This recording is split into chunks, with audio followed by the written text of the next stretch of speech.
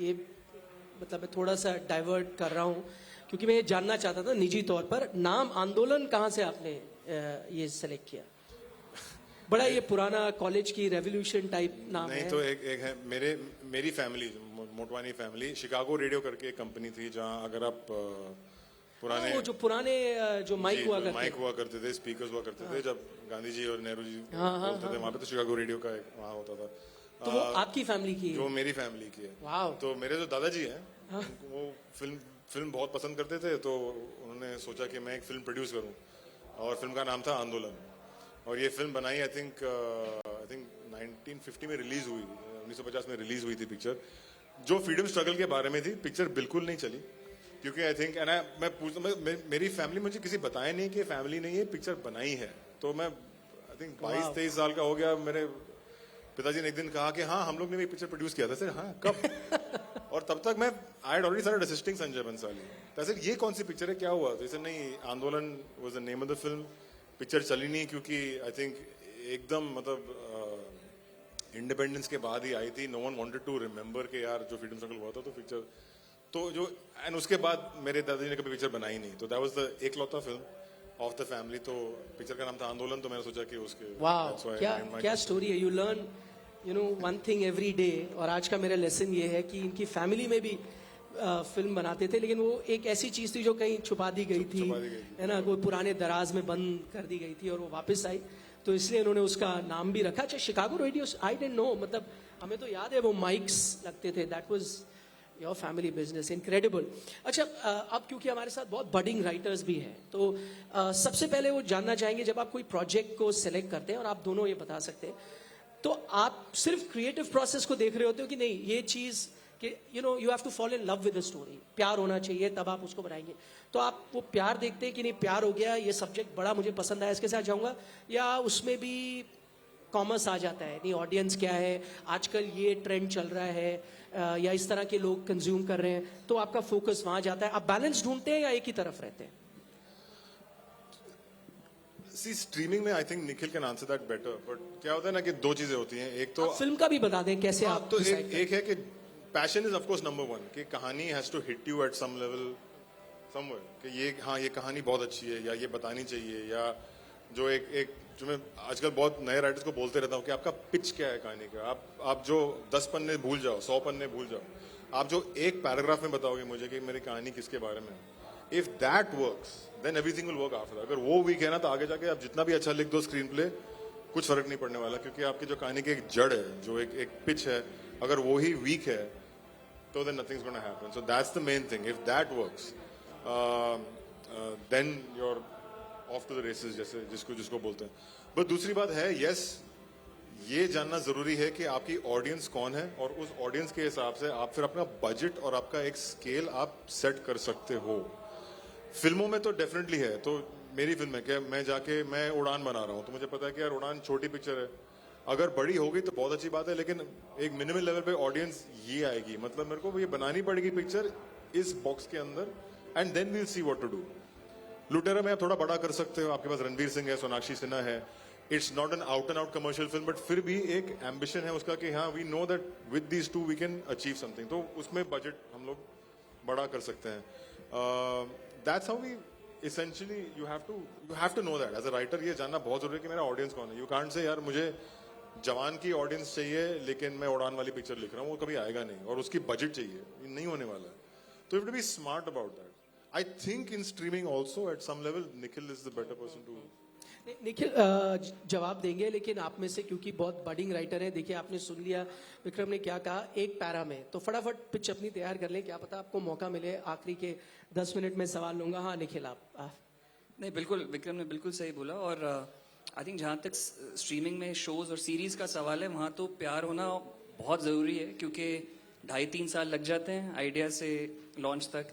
तो अगर मेकर को और हमको उस पर प्यार नहीं है, तो 3 साल कैसे आप अपनी एनर्जी सस्टेन कर पाएंगे? तो that passion is very important. और जो बजट का है, उसमें मैं आपको ऑनेस्ट जवाब देता हूँ। शुरू में जब हमने स्ट्रीमिंग के जो इनिशियल ईयर्स थे, उसमें हमको भी एग्जैक्ट आइडिया नहीं था कि एक कहानी का कितनी बड़ी ऑडियंस होगी या कितनी छोटी ऑडियंस होगी। तो it was much more this is idea we like creatively and इसको बनाते हैं।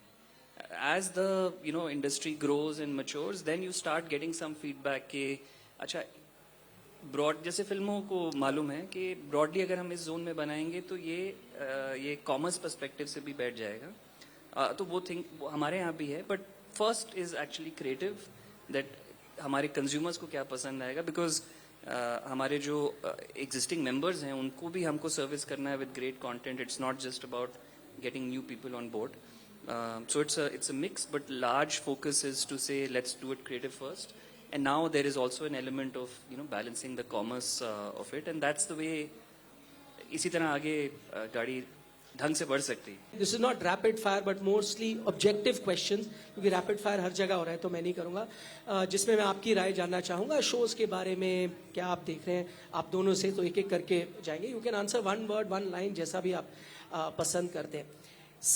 विक्रम आप पहले जवाब दे सकते हैं, निखिल नेक्स्ट. तो सीरीज वर्सेस फिल्म, एक चीज जो आपको पसंद है और एक चीज जो नापसंद है, दोनों.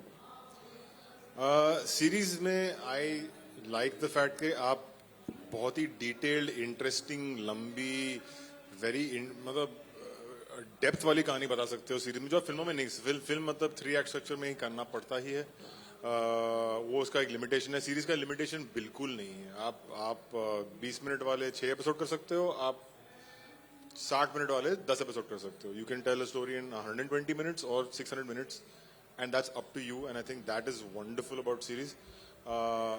फिल्में लेकिन जो एक थिएट्रिकल एक्सपीरियंस है वो एक थिएट्रिकल एक्सपीरियंस है. There is no comparison to that, and I think as a series maker I still say the same thing. तो नहीं, लेकिन उन्होंने कहा कितनी भी लंबी कहानी बना रहे हैं वो अभी तक ओटीटी में बेहतर है. Right length is been found.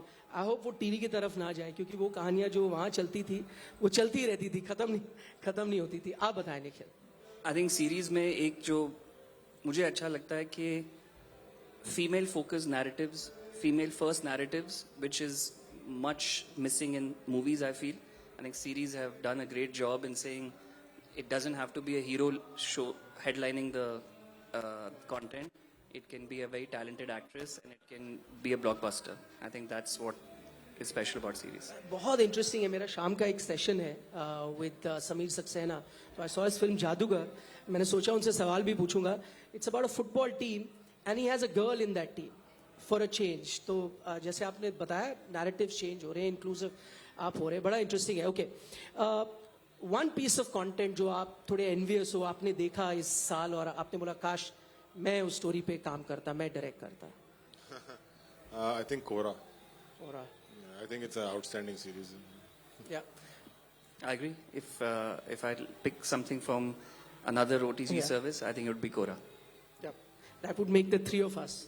Brilliant series.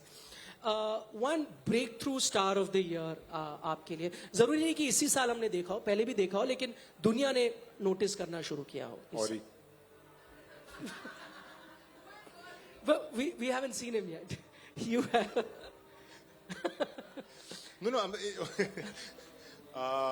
हम लोग अभी discuss. I think Suvinder Vicky is the one person who suddenly come to the forefront. हाँ, मील पत्थर में उसे देखा है, लेकिन जो कोरा में suddenly you're taking a guy into the mainstream, I think that is very exciting. Always very exciting to see somebody new who's, मतलब not to make it sound demeaning, but not from that यार बम्बई वाला एक जो एक young type. I think हाँ, I think Suvinder Vicky not. I think he's very good looking. Yeah. But कहीं ना कहीं Conventionally good looking. हाँ, I just think I was very excited to see him. But yes, Ori is. He is actually. Yeah. Nobody knows. But that's see the amazing thing is Ori. We forget. We think films and streaming. We forget social media is an actual living, breathing way of entertainment. And जो है ना, लोग पूछते हैं कि कौन है, लेकिन the fact of the matter is the fact that उसने अपना business बना दिया, and he's made a name and he's made a unique space for himself in an entertainment world, and I think that in itself is fantastic. That's a great idea for a story. I can start with that. Social media star. I have two names. For me, the favorite performance of the year was Siddhant Gupta in Jubilee. Yeah. And I think the other breakout star, I won't. It's actually a comeback. Is Bobby Deol. True. Even Vamika actually पहले भी थी, उनके कई series आए थे, but अब बहुत लगातार काफी. No, she's had a fantastic year. एकदम कमाल. Okay give us your watch list जो इस साल आपने देखा और जरूरी नहीं टॉप 5, एक या दो, एक तो कोरा आपने बोला ही है, एक दो और जो आप रेकमेंड करना चाहेंगे लोगों को देखने के लिए. यार इस साल मैं इतना काम कर चुका हूँ कि मैं देख नहीं पाया हूँ, तो most of my watching is been या तो कोरा देख पाया मैं, made in heaven, jubilee, but I also internationally there's a show called The Bear which I like a lot. It's actually been my favorite show that I watched, so I think it's on Hotstar पे, या I mean FX पे, it's an FX show.